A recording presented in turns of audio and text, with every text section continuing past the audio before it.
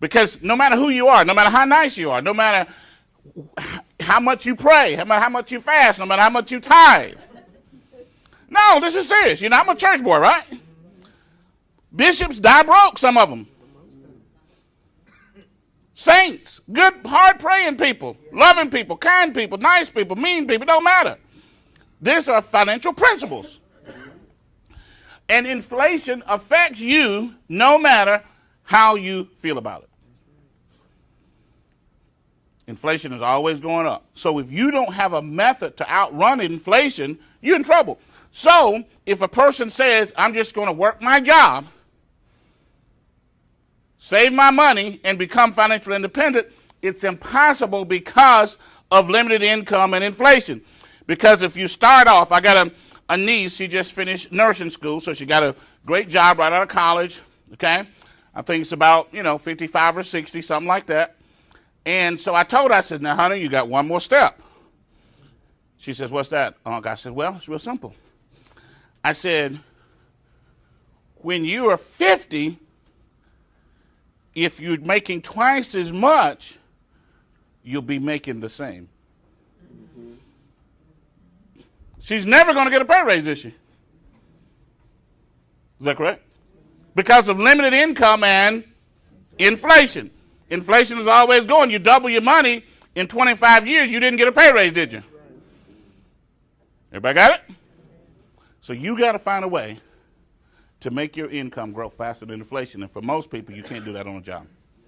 You're going to have another source of income. Is that correct? Okay. Second reason, taxes. Typical family is going to lose about a third of their income to taxes. Now, when you're talking to people, you got to talk about this. See, you're not going to always get into this detailed stuff when you're doing a meeting in my econ, okay? But when you're doing the meeting after the meeting, when you're on the phone calling your reps at night, you're talking to somebody, and they're, I'm thinking about quitting, I'm just going to do my job. Do you really know what you're saying? You're never going to get a pay raise on your job. Your job's not bad, your job's a blessing, but you got to understand that you're in a capitalistic society. And in capitalism, these things happen whether you want them to or not. Everybody got it? This is the way capitalism works. That's why some people in America become wealthy, seemingly doing nothing. They're making more money than they want. They're making crazy money. And other people are working hard, trying to do everything they can do, and they can't catch up. Right. Let me give you another example of inflation, okay? Remember a couple years ago when gas first went up? Quickly, everybody remember that? Okay, now watch what happens here, okay? Gas went up. The trucking companies immediately put a surcharge on shipping. Okay? You were shipping something that was costing you X. They said, okay, boom, we raise it, make up difference. Is that correct? The truck driver that was driving the truck for the trucking company, they didn't get a pay raise. So they got hit with inflation, the trucking company, the business owner fixed it. Bam, am I correct? The grocery stores immediately raised the price of the products and services in the store because they paid more shipping to get them there. Am I correct? The grocery store employee didn't get a pay raise. You understand now? That's where inflation works, isn't it? And see, when you start talking to your group like this, now it goes. See, you can't just do my econ, and then every time somebody in your downline is saying that I'm struggling mentally, they don't say it that way. They said, I'm going to quit. I'm tired. I'm not selling anybody. I don't know if I can get anybody in. That's not a time for you just to go back to that person and say, well, give them a smart butt answer. That's not the answer. You need to give them a legitimate answer, don't you? Something that's real. And then they'll change. Everybody understand? See, that takes caring about a person and also takes knowing how this works, right? Perfect example, when you're talking to a 22-year-old. Or 24-year-old, and you just want them to listen to you. And they're giving you all this stuff about why. And you shut them down because you're like, I'm older, and so I'm going to just shut you down.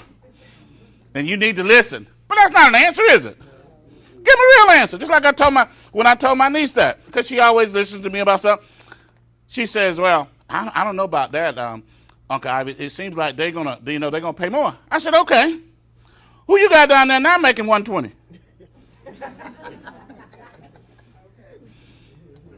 I said, okay, you there. You get your 60, whatever it is. How many of you down there making $120? I don't know. You might be right. I said, well, let's investigate. Let's see. And then let's say that person down there is making 120. You think if they stay there for 20 more years, they're going to pay them 240? See, that's real answers, isn't it?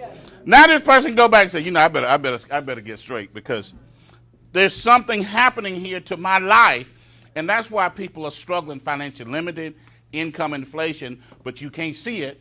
You just have to know that it's there based on knowledge, right? And it's not hard if you look around, is it? Let's go to the next one. High taxes. That's a simple one. Tax. We talk about tax law, but that's simple. All I got to do is look at the check. Look over there where it says gross.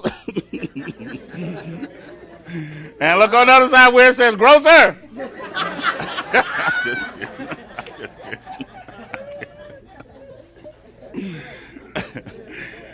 All right, so they're going to take about a third for taxes, aren't they? Did you know most people don't believe they get taxed a third? Right, then you have to say, look at your check, 7.65 for this. You got the state, then you got the feds, right? Next thing is debt. If inflation, if the cost of living is going up, you got limited income, so your income's not keeping up with inflation. Somebody's taking a third of your check for taxes, you're going to end up automatically in debt because you got to live. You got to buy some stuff, and the only way to get it for most people is to get it on a payment system. Is that correct? Okay.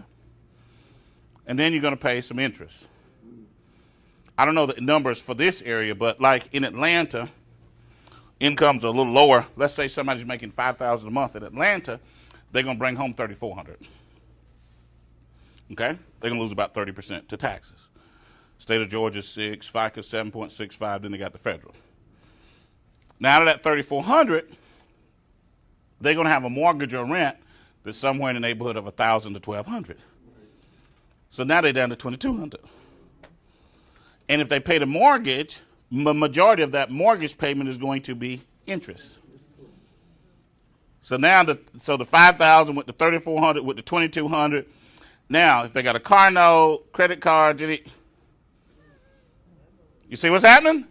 It's not like everybody is bad financially. There are some financial principles that's happening to people that they don't know how to deal with. Everybody got it? And when you start talking to your group like this and you can show them mathematically what's going on in their lives, you will change them. And the first person you have to change. When you change you, you can build my econ. But if you don't change you, if you never want to deal with any of this, you can't build my econ.